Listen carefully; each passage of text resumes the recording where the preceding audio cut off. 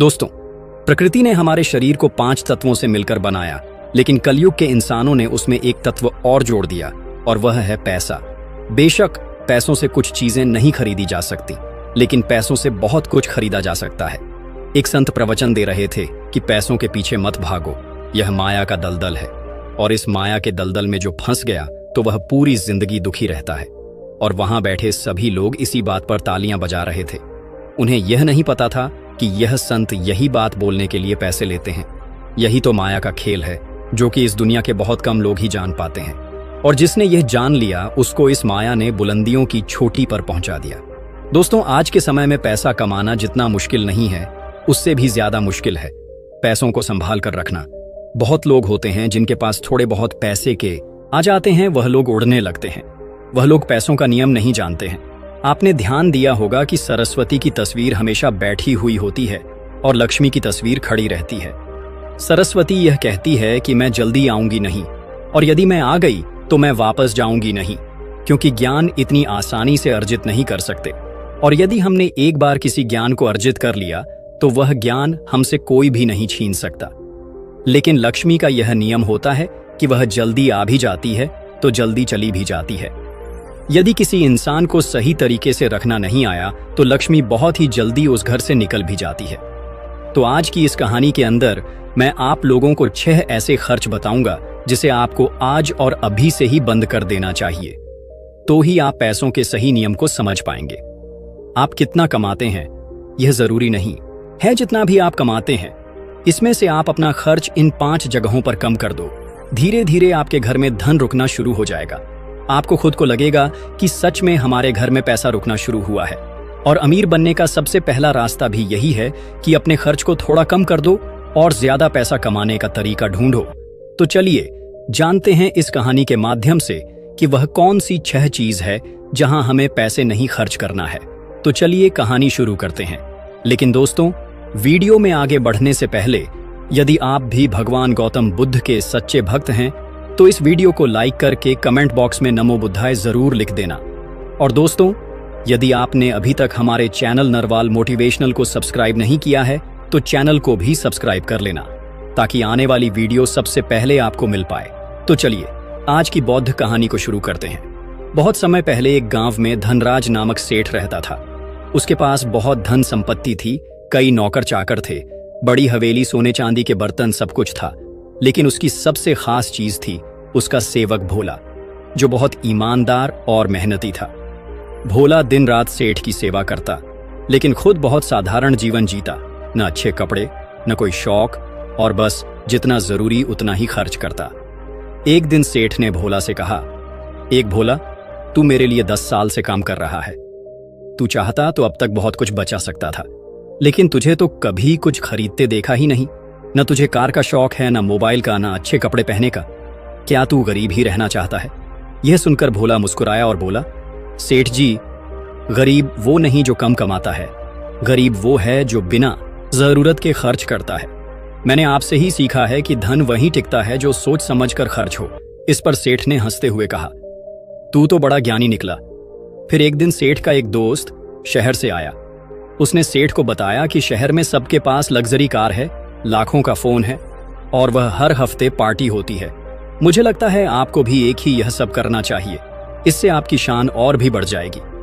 दोस्त की यह बात सुनकर सेठ कहने लगा, हाँ भाई, तुम्हारा कहना तो बिल्कुल ठीक है, मैं तो बहुत पीछे रह गया, मुझे भी ऐसा करना चाहिए।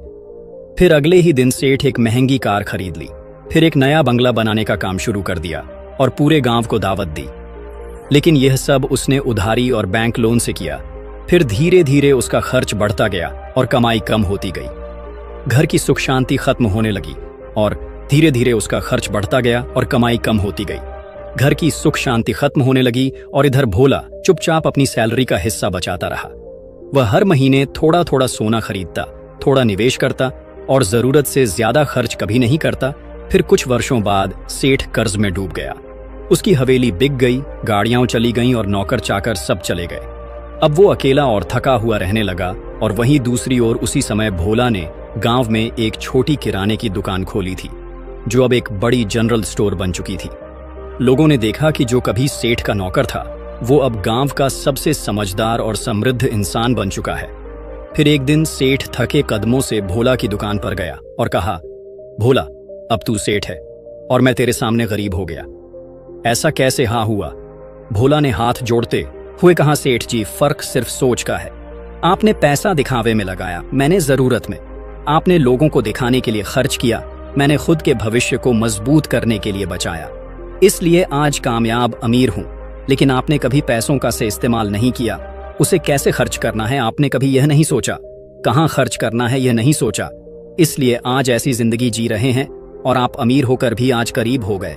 फिर भोला की यह बात सुनकर सेठ को अपनी गलती का एहसास, उसे बहुत पछतावा होने लगा। दोस्तों, याद रखो, हमारी छोटी छोटी बचत हमारे भविष्य में एक बड़ा लाभ बनकर हमें मिलती है और यह बात बहुत ही कम लोग जान पाते हैं। और यही बात हमारे घर में लक्ष्मी पर भी लागू होती है। यदि हम लक्ष्मी को थोड़ा थोड़ा करके बचाएंगे तो वही लक्ष्मी हमें भविष्य में एक बड़ा लाभ बनकर मिलेगी। दोस्तों, कहानी तो आपको समझ में आ गई होगी। तो आइए अब जानते हैं वह 6 खर्चों के बारे में जो हमें आज से ही बंद कर देनी चाहिए।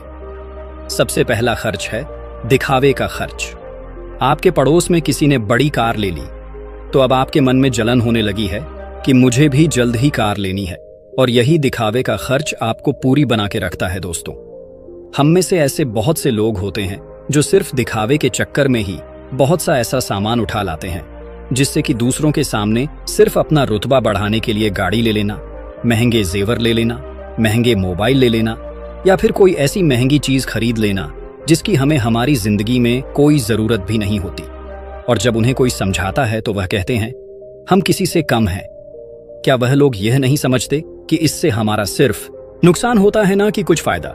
यदि आपको सच में अमेरिक रास्ते पर चलना है तो ये सारे खर्च सबसे पहले आपको बंद करना होगा और वही पैसा कहीं इन्वेस्ट करना सीखना होगा। मैं ये नहीं कहता कि आप अपने शौक ना पूरे करें। मेरे कहने का मतलब ये है कि जिस चीज की आपको जरूरत है बस आप वही लो। किसी को देखकर कोई सामान बिल्कुल ना लो। दूसरी बात है स्कीमों से दूर रहना।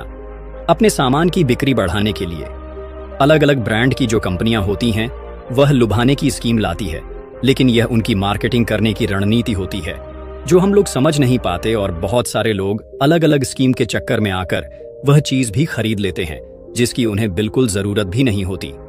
यदि हम मार्केट में जाते हैं और हमें पता चलता है कि 50% के डिस्काउंट के अंदर घड़ी मिल रही है, बल्कि हमारे पास तो 2-4 घड़ी घर में पड़ी हुई है, लेकिन फिर भी हम उस घड़ी को खरीद लाते हैं। हम लोग यह नहीं समझते कि सब मार्केटिंग करने की रणनीति होती है।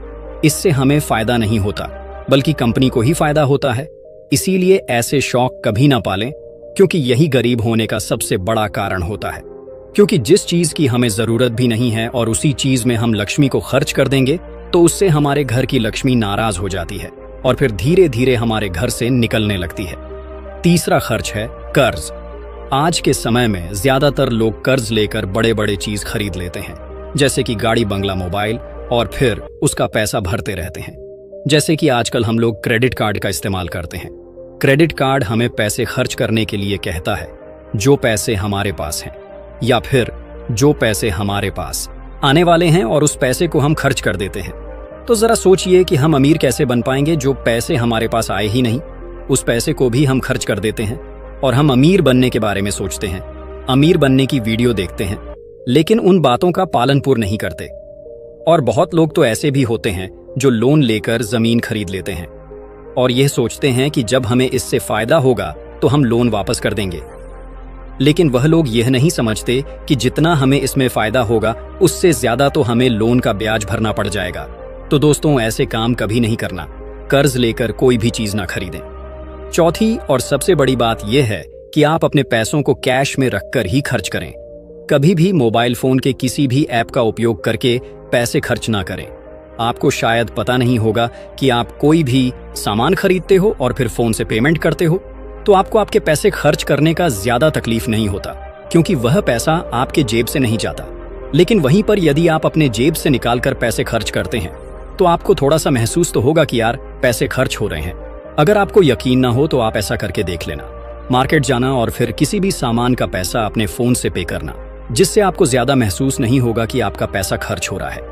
लेकिन जिस दिन आप अपने मोबाइल से पैसे निकाल कर दोगे तो उस दिन आपको जरूर लगेगा कि यार जेब से पैसा जा रहा है, मेरा पैसा खर्च हो रहा है, ज्यादा पैसा खर्च हो रहा। पांचवी बात जो आपको ध्यान में रखनी है, अपनी भावनाओं पर काबू रखना। अगर आपको कोई चीज पसंद आ रही है और आप उसे खरीदना चाहते हैं तो पहले यह देख लें कि वाकई क्या इस चीज की आपको सच में जरूरत है या नहीं, क्योंकि बहुत से लोग कोई चीज पसंद आने पर उसे तुरंत खरीद लेते हैं। कई बार तो ऐसा भी होता है कि कोई स्कीम वाले आते हैं जो हमें लुभाने वाली चीज लेकर आते हैं और हमें वह चीज पसंद आ जाती है और हम उसे तुरंत खरीद लेते हैं। हमें ऐसी चीज लेने से बचना चाहिए, हमें ऐसी चीज नहीं लेनी चाहिए, बल्कि हमें सिर्फ ऐसी चीज ही लेनी चाहिए जिसकी हमें जरूरत है। छठी और आखिरी बात यह है कि कभी भी कोई शौक ना पाले। आपको शायद इस बात का पता होगा कि हमारी दुनिया में महंगाई का सबसे बड़ा कारण है शौक। आज के समय में नॉर्मली 10,000 का फोन आ रहा है और वहीं पर 2 लाख का भी फोन आ रहा है। दोनों में फर्क इतना है कि किसी को 1 लाख का फोन रखने का शौक है तो वहीं किसी को 2 लाख का रखने का शौक है। हाँ, वहां पर आदमी की अमीरी भी दर्शाती है, क्योंकि अमीर आदमी बड़ा फोन रखेगा तो लगेगा कि वह अमीर है, तो यह शौक है, तभी तो उसने महंगा फोन रखा। इसीलिए सबसे बड़ी महंगाई का कारण होता है शौक, और किसी चीज की महंगाई नहीं है। और इसीलिए लोग समय समय पर शौक वाली चीजें बनाते रहते हैं, अच्छी अच्छी चीजें बनाकर हमें लुभाने के लिए लेकर आते रहते हैं ताकि हमें वह चीज पसंद आ जाए और हम उसे तुरंत खरीद लें, क्योंकि उन्हें पता है कि ना ही लोग अपना शौक खत्म करेंगे और ना ही उनका मार्केटिंग बंद होगा। तो इसीलिए अपने शौक पर काबू रखें, जितना हो सके कम शौक करें, क्योंकि शौक करने से हमारी जिंदगी नहीं चलेगी, बल्कि मेहनत करने से और पैसे को अपने पास सेव करने से ही जिंदगी चलेगी। क्योंकि आज के समय में पैसा ही सब कुछ है। भले आज के समय में हमसे लोग कितना भी यह बात कहते हो कि पैसा ही सब कुछ नहीं होता, लेकिन यदि उनकी जिंदगी में सही तरीके से ध्यान रखकर देखा जाए तो उनके लिए पैसा ही सब कुछ होता है। वह पैसों के लिए ही इधर उधर भाग रहे हैं और हमें कहते हैं कि पैसों के पीछे मत भागो। तो दोस्तों, इस वीडियो में कुछ फजूल खर्च बताने की कोशिश की है हमने, ताकि उन खर्चों को आपको कंट्रोल करना चाहिए, ताकि आपके पास पैसा और जरूरत के समय वह पैसा आपके काम आ सके।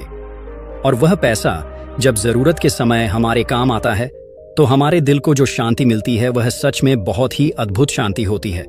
तो दोस्तों, ये कहानी आप लोगों को कैसी लगी कमेंट करके जरूर बताना। वीडियो अच्छी लगी हो तो वीडियो को लाइक और चैनल को सब्सक्राइब करके बेल आइकन की घंटी दबाकर सेलेक्ट कर लेना। फिर मिलेंगे कोई अच्छी सी कहानी लेकर। तब तक के लिए आप अपना रखिए ख्याल और हमें दीजिए इजाजत। जय हिंद, जय भारत।